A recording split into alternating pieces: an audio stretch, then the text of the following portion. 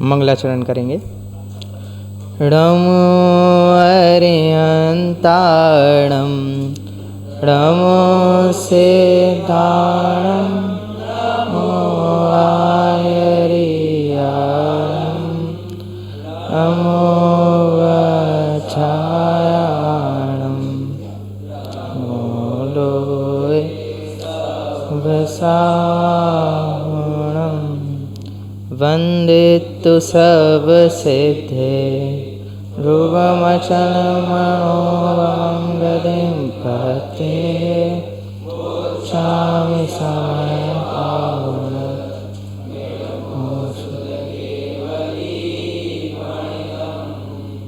मैं करता हूँ कर्म का, कर्म है मेरा कर्म, ऐसी मिथ्या मान्यता है मिथ्यात्मधर्म। निज आत्म तल्लीनता सुखमय आत्मधर्म। श्री जिन जिन वर देव ने यह समझाया मैं। प्रकरण चल रहा है कर्ता कर्म की प्रवृत्ति का, या कहें कर्ता कर्म अधिकार चल रहा है। सभी को यह बात ज्ञात में ही है, सभी को यह बात पता है कि छात्र प्रवचन के क्रम में कर्ता कर्म चल रहा है। और ये कर्ता कर्म की प्रवृत्ति कब से है? अनादि से है। और कब तक रहेगी? अनंत काल तक। ऐसे ही है, अनादि से प्रारंभ हुई है तो अनंत काल तक रहेगी। कि अनादि से प्रारंभ तो भले ही हुई है पर शांत अवस्था है। अब सब अपने अपने हिसाब से लगा लेना हम किस अवस्था में हैं। कहने को तो भव्य की अपेक्षा से लगा लो और अभव्य की अपेक्षा से लगा लो कि अनादि अनंत अवस्था भी है और अनादि शांत अवस्था भी है। तो ये जो कर्ता कर्म की प्रवृत्ति है ये हमारी तब से चली आ रही है। तो आचार्य देव की तो अनादि शांत अवस्था ही थी कर्ता कर्म की, और उनके सामने जो शिष्य था उसकी भी ऐसी अवस्था थी, तो उसको उस प्रकार का उपदेश यहाँ पर देते हैं। तो आचार्य देव को कर्ता कर्म के बारे में बताने की क्या ज़रूरत पड़ी? जब सब चल ही रहा था अच्छे से, तो कर्ता कर्म की प्रवृत्ति वहाँ पे बताने का ज़रूरत क्यों पड़ी? शिष्य को बताना क्यों पड़ा कि कर्ता कर्म जैसी भी कोई चीज़ होती है? तो जहाँ जीव अधिकार में एकत्व और भोक्तृत्व बुद्धि की बात हो गई, वैसे ही यहाँ पे कर्तृत्व और भोक्तृत्व की बात कर्ता कर्म अधिकार में आचार्य देव ने करी है। अब कर्ता कर्म की प्रवृत्ति ऐसी है कि हमें पता तो है, हम दिन भर हमारी दिनचर्या में ये प्रवृत्ति होती तो रहती है, पर हमें समझ में नहीं आता है। इसलिए वो कहते हैं कि निज को पर का कर्ता पिछान। हम क्या मानते हैं कि निज को ही, निज जो हमारा है, जो हमारी आत्मा है, उसको क्या मान के रखा है कि पर मेरा करता है और मैं पर का करता हूँ, ऐसा हमने मान रखा है। और ये शुरुआत अभी से नहीं होती है। अगर जैसे कहें कि हमारा इसी भव की बात है, तो हम किसको अपना मानते? वैसे करता सब अपने अपने दूसरे को ही मानते हैं। पहले तो हम अगर बचपन की बात करें तो हम माता पिता को और भगवान को ही मानते हैं। जब परीक्षा होती है तो परीक्षा के समय में मम्मी क्या कह के भेजती है कि आज नहा लो। वैसे तो सभी नहा धोकर ही जाते हैं स्कूल, लेकिन कुछ कुछ होते हैं कि नहा धोकर नहीं जाते हैं, सिर्फ परीक्षा होगी तो उसी दिन जाएंगे क्योंकि भैया मार्क्स अच्छे आ जाएंगे उस दिन। तो मम्मी भी कहती है कि मंदिर हुआ ना, और भगवान से क्या कहना कि भगवान आज पास करा देना, अच्छे मार्क्स दे देना। तो हम क्या मानते हैं कि भगवान हमारे करता है, वही हमें अच्छे मार्क्स देंगे, अच्छे अंक लाने में वही हमारी सहायता करेंगे। और ये हमारी प्रवृत्ति इतनी सी होती है और धीरे धीरे हम भगवान पे ही अपना कर्तापना मानने लगते हैं। ये तो हमारा सौभाग्य कि हमें इतना पढ़ने स्वाध्याय करने मिल गया तो हम समझ गए, नहीं तो पहले क्या था, हम भी यही मानते थे कि भगवान ही हमारे कर्ता हैं। और अच्छा है कि भगवान हमारे कर्ता नहीं है। अगर वो कर्ता होते तो हमें नग्न रहना पड़ता, ज़मीन पर सोना पड़ता और हाथ में लेकर आहार करना पड़ता, अगर भगवान की चलती, अगर भगवान कुछ करने वाले होते तो अच्छा एक तरफ से कहा जाए कि भगवान कुछ करते नहीं हैं। तो ऐसी कर्ता कर्म की हमारी जो प्रवृत्ति चल रही है, ये कर्ता कर्म हमारा जो चल रहा है, हम किसी को, अन्य को, पर को अपना कर्ता मान रहे हैं। इसके कारण क्या हो गया, हम खुद को भूल गए हैं। खुद का जो स्वरूप है वो हम भूल गए हैं और भूलते जा रहे हैं, और अपना स्वरूप हमसे दूर होता जा रहा है। इसलिए तो कहा कि मुझ में मेरा क्या रिश्ता है, मुझ में मेरा क्या रिश्ता है, यह रिश्ता मैं भूल गया, और इतने चेहरे बदले कि खुद का चेहरा भूल गया। तो खुद के स्वरूप को हम भूलते जा रहे हैं। ऐसी हमारी ये कर्ता कर्म की प्रवृत्ति चली आ रही है। तो अब हम बात करें कि अभी तक कर्ता कर्म के प्रकरण में 82 गाथा तक प्रकरण हो चुका है, जहाँ पे ये बात आई कि आत्मा पौद्गलिक भावों का कर्ता नहीं है, ना पौद्गलिक भाव आत्मा के कर्ता हैं। तो 82वीं गाथा तक, यानी कल जो वक्ता थे उनके माध्यम से ये बात पूरी हो गई थी कि आत्मा ना तो पौद्गल का कर्ता है, ना ही पुद्गल आत्मा के कर्ता हैं। दोनों में निमित्त नैमित्तिक भाव है। तो निमित्त नैमित्तिक भाव तो होता है, पर दोनों में कर्ता कर्म की प्रवृत्ति नहीं होती है। ये बात पूर्व वक्ता के माध्यम से आ गई थी। और हम किसी भी एंगल से ये बात कहें, ऊपर से, नीचे से, आजू से, बाजू से, दाएं से, बाएं से, कहीं से भी कहें, क्या है कि पुद्गल आत्मा का बिल्कुल भी नहीं करेगा। कौन करेगा? हम अपना ही सब कुछ करने वाले, हम अपने ही कर्ता भोक्ता हैं। तो कहीं से भी हम बात कर लें कि कौन है कर्ता भोक्ता, स्वयं स्वयं के ही हैं। पुद्गल पुद्गल का ही करेगा, अपन अपना ही करेंगे। तो जैसे 82वीं गाथा में ये बात आ गई थी कि जीव और पुद्गल के परिणाम में परस्पर निमित्त नैमित्तिक भाव का होने पर भी दोनों में कर्ता कर्म भाव नहीं है। निमित्त नैमित्तिक भाव तो है, पर कर्ता कर्म भाव नहीं है। जैसे लक्ष्मण ने रावण को मारा, उसमें लक्ष्मण निमित्त ज़रूर था, लेकिन रावण मरा कैसे है? अपनी आयु पूरी होने से, तब वो मरा है। बस कहने में क्या आता है कि लक्ष्मण निमित्त था। तो वहाँ पे क्या बात हुई कि परम शुद्ध निश्चय की बात वहाँ पे नहीं है। परम शुद्ध निश्चय से देखा जाए तो आत्मा को वैसे भी कोई नहीं मार सकता। शस्त्र से भी मैं कभी कटता नहीं, अग्नि से भी मैं कभी जलता नहीं। तो वहाँ पे तो वो परम शुद्ध निश्चय वाली बात हो गई। वहाँ पे तो बात कितनी है कि उन दोनों में निमित्त नैमित्तिक है। रावण अपनी आयु से ही मरा था। तो वैसे ही है कि जो निमित्त नैमित्तिक भाव तो है किसका? आत्मा और कर्म का, लेकिन दोनों में कर्ता कर्मपना वहाँ पर नहीं है। तो जीवों के हम ये जो कहें कि दोनों के अगर कर्ता कर्म की हम बात कहना चाहें तो हम ये तो कह सकते कि अज्ञान दशा में कि पर के निमित्त से जो भाव होते हैं उनका कर्ता तो जीव है। पर के निमित्त से अज्ञान अवस्था में जो भाव हो रहे हैं उनका कर्ता तो जीव को हम अज्ञान दशा में कदाचित कह भी सकते हैं, परंतु जीव पर भाव का कर्ता नहीं है। पर के निमित्त से जो भाव हो रहे हैं उनका कर्ता है, लेकिन उस पर भाव का कर्ता नहीं है। ऐसी कुछ बात 80 से 82वीं गाथा में आई थी। तो चलिए अब हम प्रारंभ करते हैं 83वीं गाथा। 83वीं गाथा निष्कर्ष रूप में गाथा है, निमित्त नैमित्तिक पने को बताने वाली। फिर उसके बाद और अगला प्रकरण चालू हो जाता है। यानी यहाँ पे तो कहा जाए कि द्विक्रियावादी मिथ्या दृष्टि का प्रकरण चल रहा है, जो अभी आगे और चलेगा। लेकिन जो हम कहें प्राप्य विकार और निर्वर्त, ये शुरू से प्रकरण चलता आ रहा था। तो उस प्रकरण को बताते हुए अंतिम ये निष्कर्ष रूप में ये गाथा आई है। तो पाठ करेंगे। निक्षेणयस एवं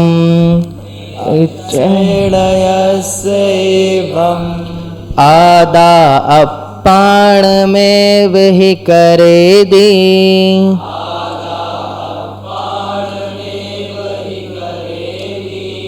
वेद यदि पूर्णोत्तम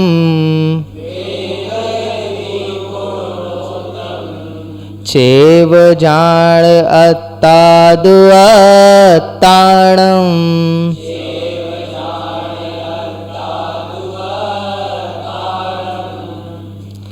पद्यानुवाद भी पढ़ेंगे। हे भव्य जन तुम जान लो, परमार्थ से है आत्मा, निज भाव को करता तथा निज भाव को ही भोगता। तो क्या कहा 83वीं गाथा में हम देखेंगे तो 83वीं गाथा में इसकी उत्थानिका में ये बात आ गई कि तद स्थित एव जीवस्य स्वपरिणाम एव सह कर्ति कर्म भावो भोक्तृ भोग्य भावश्च। अपने में ही स्थित होता हुआ यह जीव अपने को ही भोगता है, अपना ही करता है, पर का न भोगता है न करता है। 83वीं गाथा में आचार्य देव ने आत्मा को बताने के लिए 3 अलग अलग शब्द किए हैं। गाथा में देखें तो आदा एक वो हुआ, अप्पा और अत्ता सिर्फ आत्मा के ये पर्यायवाची हैं जो अलग अलग से आचार्य देव ने यहाँ पे हम सभी के समक्ष प्रस्तुत करे हैं।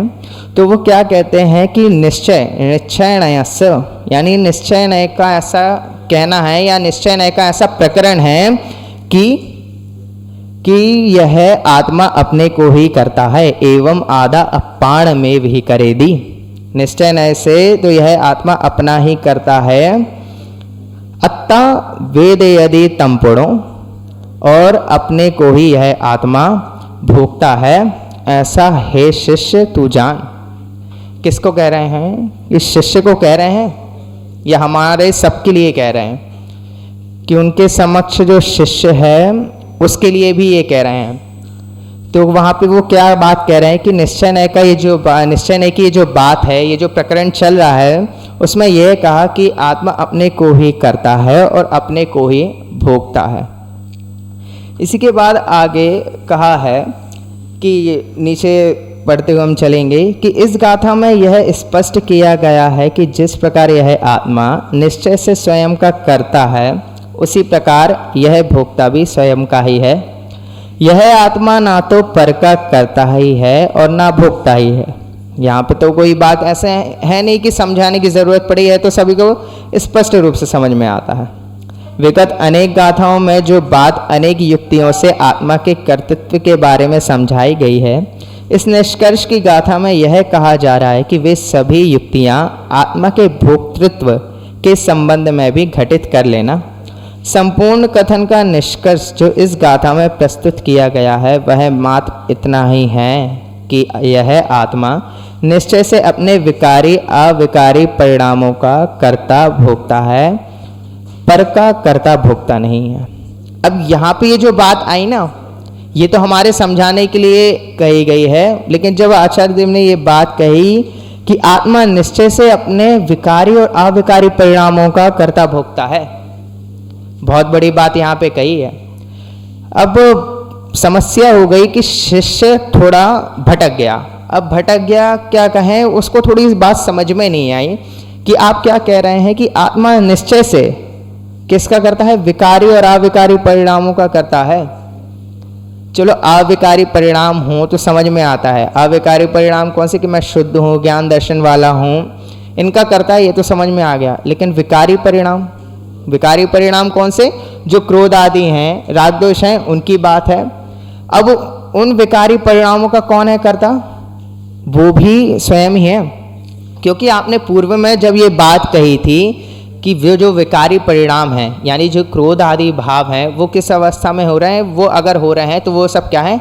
अज्ञानता के लक्षण हैं। और अब आप यहाँ पे कह रहे हो कि निश्चय से यह विकारी और अविकारी दोनों परिणामों का करता है। आप गाथा के बाद देखेंगे तो गाथा में उन्होंने सीधा एक स्टेटमेंट दे दिया है। कैसा स्टेटमेंट दे दिया है कि निश्चय से, निश्चय का भी ऐसा कहना है कि आत्मा अपना ही करता है, अपना ही भोगता है, पर का करता भोगता नहीं है। तो अब शिष्य को यहाँ पे ये समझ में आ गई, अगर आप ये कह देते कि यह जीव आप जो विकारी अविकारी परिणामों का कर्ता भोक्ता कहा है, ये हम व्यवहार से कह रहे हैं तो भी चल जाता। तब आप निषेध कर देते तो ये बात समझ में आ जाती कि हाँ ये बात व्यवहार से कही है तो निषेध रूप है। लेकिन आप क्या कह रहे हो? निश्चय से कह रहे हो, तो ये बात समझ में नहीं आई। फिर आप इसका निषेध भी करोगे तो वो कैसे करने वाले हैं निषेध? यहाँ पे 83वीं गाथा में निश्चय से ये बात कही जा रही है, फिर 84 और जब 85वीं गाथा आएगी तो वहाँ से व्यवहार के पक्ष से भी ये बात कही जाएगी। तो यहाँ पे जब ये बात कही जा रही है तो अब शिष्य को लग रहा है कि आपने उसे क्या पहले बताया था कि अज्ञान में बताया था, और अब क्या बता रहे हो कि निश्चय से ही आत्मा ही करता है। आप अपनी ही बात को काट रहे हो, तो ये बात उसे समझ में नहीं आती है। तो वहाँ पे अगर हम देखें, वहाँ पे हमें नए पक्ष को समझना होगा। ये बात बदल जाएगी, लेकिन कब बदलेगी? जब इसका पक्ष बदल जाएगा। हम ये बात कह रहे हैं कि आत्मा विकारी अविकारी परिणामों का करता है, तो ये जो बात कही जा रही है ये उपचरित सद्भुत व्यवहार से कही जा रही है कि राग आदि विकारी परिणामों का कर्ता कौन है? आत्मा है। तो अनुशीलन में भी हम देखें तो आगे ये बात कही जाती है। एक प्रश्न उपस्थित होता है कि हमने तो परम शुद्ध निश्चय में ये बात पढ़ी है, और 14वीं गाथा में तो हमने ये बात पढ़ी है कि जो आत्मा है वो अबद्ध, स्पष्ट, अनन्य, स्पष्ट रहित, बंद रहित जो देखता है, ऐसा उसका अनुभवन करना, उस आत्मा का अनुभव करना, वही शुद्ध नय है। तो वहाँ पे तो हमने ये बात पढ़ी है कि क्या, कि आत्मा किसका, कि विकार का कर्ता भी नहीं है। लेकिन आप यहाँ पे क्या कह रहे हो कि भैया वो यहाँ पे विकार का कर्ता भी है, तो ये बात थोड़ी समझ में नहीं आई। तो तब वहाँ पे उत्तर दिया है प्रश्न में कि वहाँ पे आपको नए पक्ष को समझना होगा, क्योंकि समय सार में बहुत सी जगह ऐसी बात आएगी कि कहीं कहीं पे तो निश्चय की बात है, कहीं पे व्यवहार की बात है। अब लेकिन व्यवहार की भी बात कही जाए तो इतनी भी नहीं है। अगर 415 गाथा है तो 10% भी व्यवहार की बात नहीं है, बिल्कुल भी। अब थोड़ी सी बात होती है और फिर उसका वहाँ पे निषेध हो जाता है। इतना व्यवहार का इसमें का प्रकरण है। और जब 14वीं गाथा है तो उसी में जयचंद जी छाबड़ा ये कहते भी हैं कि इस जीव को व्यवहार के पक्ष के बारे में तो पहले से बहुत ज़्यादा ज्ञात है। व्यवहार के बारे में तो हर कोई जानता है, लेकिन निश्चय के बारे में कोई नहीं जानता। इसलिए यहाँ पे निश्चय नय को समय सार में सर्वत्र बताया गया है कि व्यवहार का वहाँ पे इतना ज़्यादा व्यवहार है, पर एक गौण रूप अवस्था में है, और निश्चय की मुख्यता से यहाँ पर बात करी गई है। तो कहा तो ये भी जाएगा कि कभी तो आत्मा को कर्ता भी कहा जाएगा और कभी अकर्ता कहा जाएगा। एक देश शुद्ध निश्चय नय की बात कहें तो वीतरागी परिणामों का कर्ता कहा जाएगा, और परम शुद्ध निश्चय नय की बात कहें तो पूर्णता अकर्ता भी कह दिया जाएगा। तो इस प्रकार वहाँ पे किस नए पक्ष को बताना चाहते हैं वो बात हमें समझनी होगी। तो अब यहाँ से आचार्य अमृत चंद्र देव की हम टीका देखते हैं कि वो और क्या इस बारे में बताते हैं, क्योंकि ये तो निष्कर्ष रूप में ही गाथा है, तो वो निष्कर्ष रूप में ही बताते हैं कि यह जीव कर्ता भोक्ता नहीं है। ये बात 80 से 82वीं गाथा में तो वैसे भी आ ही गई है। वहाँ पे आचार्य देव ने और उदाहरण दिए थे, तो यहाँ पर भी और उदाहरणों के माध्यम से इस बात को यहाँ पे वो पूर्ण करते हैं। तो पढ़ते हैं कि जिस प्रकार समुद्र की उत्तरंग अर्थात तरंगों वाली और निस्तरंग अर्थात तरंगों से रहित शांत अवस्थाओं में क्रमशः वायु का चलना और ना चलना निमित्त होने पर भी वायु और समुद्र में व्याप्य व्यापक भाव का अभाव होने से उनमें कर्ता कर्म भाव की असिद्धि है। क्या बात है कि समुद्र की हैं लहरें उठ रही हैं, जैसे शांति जी भाई साहब अभी प्रवचन में बात कर रहे थे समुद्र की तरंगों के बारे में। तो समुद्र की तरंगें उठ रही हैं, समुद्र बिल्कुल शांत भी है और अशांत भी है। तो कभी शांत हो रहा है, कभी अशांत हो रहा है। तो क्यों हो रहा है? वायु है। हम जैसे कहते थे कि आज तो माहौल बड़ा शांत है, या फिर हम जब भी कभी भी अगर आप गए हो सी सरफेस में या समुद्र के पास कभी गए हो, तो कभी कभी क्या कहा जाता है कि आज समुद्र बड़ा शांत है। क्यों शांत है? क्योंकि हवा वैसी मद्दी चल रही है। और कभी कभी क्या है, समुद्र अपना आपा भी खो देता है और उसकी तरंगें, उसकी लहरें इतनी ज़्यादा तेज हो जाती हैं। क्यों? कि वायु का वैसा निमित्त है। तो ये जो तरंगे उठना बैठना, ये जो जितना भी समुद्र में काम हो रहा है वो किस कारण से हो रहा है? वायु के होने से। वायु का उसमें निमित्तपना है। लेकिन उसमें क्या बात कही है कि वायु और समुद्र में व्याप्य व्यापक भाव का अभाव होने से उनमें कर्ता कर्म भाव की असिद्धि है। अब समुद्र में और वायु में दोनों में क्या है, निमित्त नैमित्तिक तो संबंध है, जैसा आत्मा और कर्म का या पर का हम कहें कि वो तो संबंध है निमित्त नैमित्तिक वाला, पर वास्तविकता में क्या है कि ये व्याप्य व्यापक संबंध नहीं है। व्याप्य व्यापक संबंध मतलब कि आत्मा उसका नहीं करता है, उस रूप नहीं होता है, क्योंकि जो व्याप्य व्यापक भाव है वो किस में घटित होता है, उसी द्रव्य में, उसी के गुण में, उसी पर्याय में घटित होता है। तत्स्वरूप वाला जो उसका स्वभाव है व्याप्य व्यापक में, तत्स्वरूप में ही उसी के स्वरूप में घटित होता है। द्रव्य है तो व्याप्य व्यापक भावपना उसी के गुण में, उसी में पर्याय में ही घटित होगा, किसी पर द्रव्य में नहीं होगा। मेरा व्याप्य व्यापकपना है तो वो मुझ में घटित होगा, आप में घटित नहीं होगा। आपका जो व्याप्य व्यापकपना है, आपके जो द्रव्य गुण पर्याय हैं वो आप में ही घटित होंगे, मुझ में घटित नहीं होंगे। जैसे वृक्ष है, वृक्ष में वृक्षत्वपना है। अब ये जो वृक्षत्वपना है वो क्या है, वो वृक्ष उसमें व्याप रह रहा है और वृक्ष क्या है, उसमें व्यापक है। तो ऐसे ही जो उसके द्रव्य गुण पर्याय हैं वो उसी में व्याप्त होकर रहते हैं, इसलिए जो द्रव्य जिसका है वो उसी में व्याप्य व्यापक पना घटित होगा। समुद्र और वायु में कौन सा व्याप्य व्यापक पना घटित होगा, कि समुद्र और वायु दोनों अलग अलग चीज हैं। समुद्र थोड़ी हवा में ऊपर तैरता है कि हवा नीचे तैरती हो, ऐसा तो होता नहीं कि हवा नीचे और समुद्र ऊपर हो, या फिर दोनों एक साथ हों, ऐसा तो होता नहीं है। तो क्या है, दोनों में भेद है, तो इसलिए उनमें कर्ता कर्म भाव की असिद्धि है। इस कारण समुद्र स्वयं ही अंतर्व्यापक होकर उत्तरंग अथवा निस्तरंग अवस्था में आदि मध्य अंत में व्याप्त होकर उत्तरंग अथवा निस्तरंग रूप अपने को करता हुआ केवल स्वयं को ही करता हुआ प्रतिभासित होता है, अन्य को करता हुआ प्रतिभासित नहीं होता। तो क्या कहा कि चाहे आदि की अवस्था हो, मध्य की अवस्था हो या अंत की अवस्था हो, कहीं की भी अवस्था हो, समुद्र का उठना बैठना, किसी भी प्रकार से रूप परिणमित होना, उसमें जो कुछ भी हो रहा है तो वो किस में हो रहा है, समुद्र में ही हो रहा है, वायु में कुछ नहीं हो रहा है। और वायु में जो व्याप्य व्यापकपना हो रहा है, जो भी उसमें घटित हो रहा है वो वायु में हो रहा है, वो समुद्र में नहीं हो रहा है। तो दोनों में अलग अलग अपना हो रहा है। केवल स्वयं को ही करता हुआ प्रतिभासित होता है, अन्य को करता हुआ प्रतिभासित नहीं होता। तो जो उसमें घटित हो रहा है वो स्वयं में ही प्रतिभासित हो रहा है। मेरे अंदर अगर कुछ प्रॉब्लम होगी, मेरे अंदर कुछ समस्या होगी तो वो मुझे पता होगा, सामने वाले को नहीं पता होगा। सामने वाले को तो तब पता चलेगा जब हम बताएंगे, उसे पहले से नहीं पता होगा। वैसे ही जो भी हम कर रहे हैं उसका हमें ख्याल में है, वैसे ही समुद्र में जो कुछ भी हो रहा है वो उसी में हो रहा है, बाहर में यानी पर में कुछ नहीं कर रहा है। क्यों? क्योंकि दोनों में सिर्फ निमित्त नैमित्तिकपना है। फिर जैसे यहाँ पे कर्ता कर्म पने की बात करी गई, वैसे ही आचार्य देव आगे भाव्य और भावक की भी बात करते हैं और कहते हैं कि जिस प्रकार वही समुद्र भाव्य भावक भाव के अभाव के कारण परभाव का पर के द्वारा अनुभवन अशक्य होने से, कैसा कि समुद्र है, समुद्र में जो भाव्य और भावकपना घटित हो रहा है, भाव्य भावकपना मतलब भाव्य मतलब होता है भाने और योग्य, और भावक भाव मतलब भोगने वाला। यानी जो योग जो हो रहा है, जो समुद्र में जो तरंगे उठ रही हैं वो क्या है, भाव्य हैं, और जो समुद्र है वो क्या है, भावक भाव है।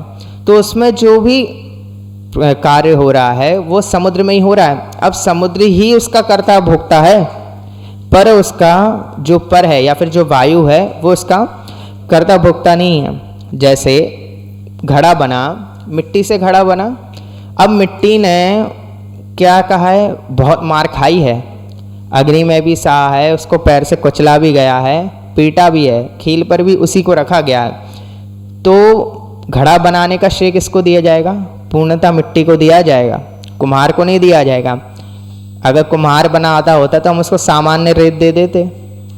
जब ये निमित्त उपादान वाला, अगर आपने नाटक देखा हो, आपने प्रकरण पढ़ा हो, तो जब उसे कहा जाता है, जो कालू होता है उससे कहा जाता है कि अगर तुमने बनाया तो फिर बनाओ, ये लो रेत इससे बनाओ। तो वो क्या कहता है कि इससे नहीं बनेगी, यानी घड़ा नहीं बनेगा। क्यों? क्योंकि वो चिकनी मिट्टी नहीं है जो घड़े बनाने के लिए लगती है। तो क्योंकि घड़ा क्यों नहीं बनेगा उस रेत से? क्योंकि वो उसकी योग्यता, उसमें उस रेत में इतनी योग्यता नहीं है कि वो घड़ा बन सके। तो वो जो घड़ा बन रहा है वो किसकी योग्यता से बन रहा है? मिट्टी की ही योग्यता से बन रहा है। तो आदि में, मध्य में, अंत में, स्वयं में ही व्याप्य व्यापक होकर वो स्वयं से ही घड़ा बन रहा है। वो कबीर का दोहा है, खाद खोद धरती सहे, काट कूट बन राई, कुटिल बचन साधु सहे, दूजे सहा न जाए। तो क्या है कि धरती क्या सह रही है? उसमें खुदाई भी हो रही है, सब हो रहा है। ऐसे ही पेड़ में भी क्या हो रहा है? उसे काटा जा रहा है, उसे तोड़ा जा रहा है, उससे फल निकाले जा रहे हैं।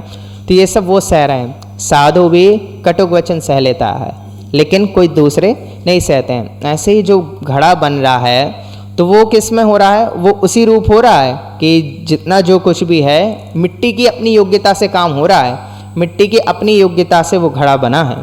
वैसे ही यहाँ पे है कि जो समुद्र है, समुद्र में भी जो उसकी तरंगे उठ रही हैं या फिर वो शांत है या अशांत है, तो वो वायु के कारण निमित्त नैमित्त तो है। कुमार निमित्त तो है घड़ा बनाने में, ऐसे ही वायु निमित्त तो है, लेकिन वो जो काम हो रहा है वो खुद की योग्यता से हो रहा है। अगर वह दोनों का उस समय योग्यता ना रहे, समुद्र भी ऐसा रहे और वायु भी कुछ ना करे, तो कुछ नहीं होगा। लेकिन जब दोनों में ही निमित्त नैमित्तिकपना होता है तब जाके समुद्र की लहरें शांत अशांत होती हैं। तो उसी बात को बताते हुए अब सिद्धांत पे घटित करते हैं और क्या कहते हैं कि उसी प्रकार जीव की संसार और निसंसार अवस्थाओं में क्रमशः पुद्गल कर्म के विपाक का होना और नहीं होना पर भी पुद्गल कर्म और जीव में व्यापक भाव का अभाव होने से कर्ता कर्मपने की असिद्धि है। संसार और निसंसार अवस्था, संसरणम इति संसारा। तो संसार के बारे में है कि संसार से और जो निसंसार अवस्था है जीव की, जो संसार वाले जीव हैं और यह जीव जो संसार से रहित है, ऐसे जीवों की बात कही जा रही है। और कहा जा रहा है क्या कि उसमें अगर जीव संसार में है तो निमित्त किसका है? पुद्गल कर्म का। कि अगर पुद्गल कर्म ना होते, यानी वो कर्म ज्ञान वर्ण आदि जो 8 कर्म है वो ना होते, उन कर्मों का अभाव कर देते, तो हम सिद्धपने में चले जाते हैं, अपने आप को जान लेते हैं। और अगर वो उनका दबदबा बना रहे, उनकी सत्ता बनी रहे, तो हम कहाँ रहते हैं? यही संसार में रहते हैं। पंडित टोडरमल जी ने संसार के प्रकरण में कहा है कि संसार के प्रकरण में क्या कहा है कि जीव अनादि से सहित तो है, कर्म बंधन सहित है और औपशमिक आदि भाव भी सहित है। तो वहाँ पे वो बताते हैं द्रव्य संसार और भाव संसार के बारे में। तो द्रव्य संसार कैसा है कि हाँ 4 गतियों वाला है, और भाव संसार यानी जो हमारे क्रोध आदि भाव हो रहे हैं, पंच परावर्तन हो रहे हैं, वो तो हो ही रहे हैं। तो ऐसे द्रव्य संसार और भाव संसार, इन संसार का अभाव करके, और एक वो अवस्था हो गई, और दूसरी एक निसंसार अवस्था है, उस अवस्था का त्याग करके जीव कहाँ चला जाता है? सिद्धपने को प्राप्त करता है। तो किसके कारण से वो संसार में है? तो पुद्गल कर्म के होने के कारण से वो संसार में पाया जाता है। तो इस कारण जीव स्वयं अंतर्व्यापक होकर संसार अथवा निसंसार अवस्था में आदि मध्य अंत में व्याप्त होकर, तो जैसे हमने समुद्र में व्यापक पना घटाया था, वैसे ही यहाँ पे व्यापक भाव पना घटित होता है। कैसे होता है कि जो कौन कौन है? जीव है और कर्म है, आत्मा है और कर्म है, दोनों कैसे जुदे जुदे हैं। अब अगर दोनों एक जैसे होते ना, कि अगर कर्म हमारे ही गुण और पर्याय होती तो फिर तो प्रॉब्लम ही नहीं थी, फिर तो कर्ता कर्म पने की सिद्धि हो जाती आराम से। लेकिन यहाँ पे सिद्धि ही नहीं हो पाती। क्यों? क्योंकि पर का तो अपना अलग स्वभाव है, पुद्गल का अपना अलग स्वभाव है और आत्मा का अलग स्वभाव है। पुद्गल से पूछो तुम ज्ञान दर्शन चेतना रूप होना चाहोगे, तो वो मना कर देगा। क्यों? क्योंकि वो मेरा स्वभाव ही नहीं है, अगर आप उसके पक्ष से बात देखेंगे। और जीव से कहेंगे तो वो स्पर्श रस गंध वाला होने से मना कर देगा। तो वो दोनों एक दूसरे के साथ नहीं होंगे। क्यों? क्योंकि दोनों का स्वभाव अलग अलग है ना। दोनों के स्वभाव अलग अलग होने से दोनों की जो कर्ता दोनों में क्या है, निमित्त नैमित्तिक पना तो है, पर कर्ता कर्म की प्रवृत्ति नहीं हो पाती है। क्यों? क्योंकि दोनों में व्यापक पना भी नहीं घटित हो पाता है और भाव्य भावक पना भी घटित नहीं होता है कि भाने योग्य और कहें भोगने वाला। तो जीव को ही भोग रहा है, अन्य को नहीं भोग रहा है। जीव अपने ही कर्मों को भोग रहा है, अपने ही परिणामों का कर्ता स्वयं है, अपने ही परिणामों का भोक्ता भी स्वयं है। वो पर के परिणामों का कर्ता भोक्ता नहीं है, ना भोग रहा है। तो संसार और असंसार रूप अपने को करता हुआ केवल स्वयं को ही कर्ता प्रतिभासित हो, अन्य को करता हुआ प्रतिभासित ना हो। यानी अपने को ही करता है और पर को बिल्कुल भी नहीं करता, तो उसके अनुभवन में भी नहीं आता कि मैं पर का हूँ। जब परम शुद्ध निश्चय की बात होती है, दृष्टि के विषय की बात होती है, तो खुद की बात होती है, पर की बात नहीं होती। उसमें ये विकल्प तक हट जाते हैं कि मुझे विकल्प आ रहे हैं। ऐसी जब दृष्टि के विषय की बात होती है तो फिर तो जब पर की तो बात ही यहाँ पे अलग है कि पर की भी बात यहाँ पे नहीं आएगी। इसी प्रकार वही जीव भाव्य भावक भाव के अभाव के कारण पर भाव का पर के द्वारा अनुभवन अशक्य होने से स्वयं को संसार रहित और संसार सहित अनुभव करता हुआ केवल स्वयं को ही अनुभव करता हुआ प्रतिभासित हो, अन्य को अनुभव करता हुआ प्रतिभासित ना हो। तो ऐसी जो भाव्य भावकपने की भी पूर्व में बात कही थी कि दोनों में भाव्य भावकपना भी घटित नहीं हो पाता है। अब जब यहाँ पे ये बात कही गई तो आचार्य जयसेन के प्रकरण में भी यही बात आती है, पर उनका थोड़ा उदाहरण वैसा रहता है। अब वो उदाहरण क्या है, दोनों में अंतर क्यों है, इस प्रकार का अंतर क्यों देखने मिलता है कि आचार्य जयसेन ने यही उदाहरण दिया पर अलग दिया, बात यही कही है, बस थोड़ा सा ही अंतर है। पर वो अंतर क्यों है वो देखेंगे, वो हम कल के क्रम में इस बात की चर्चा करेंगे। और यहाँ पे निश्चय न्याय की बात हुई, थोड़ा हम व्यवहार न्याय का पक्ष भी तो देखें। एक जगह की जब दलील सुन ली है तो दूसरी जगह की भी तो दलील सुननी होगी, तभी तो हमें ये बात समझ में आएगी, तभी तो एक जज निर्णय कर पाएगा कि क्या भाई सही बात क्या है, यहाँ पे कौन सी क्या बात कही जा रही है। तो आज हमने निश्चय न्याय का पढ़ा है, कल हम व्यवहार पक्ष को भी समझेंगे। तो इसी प्रकार से मैं अपनी वाणी को यहीं पर विराम देता हूँ।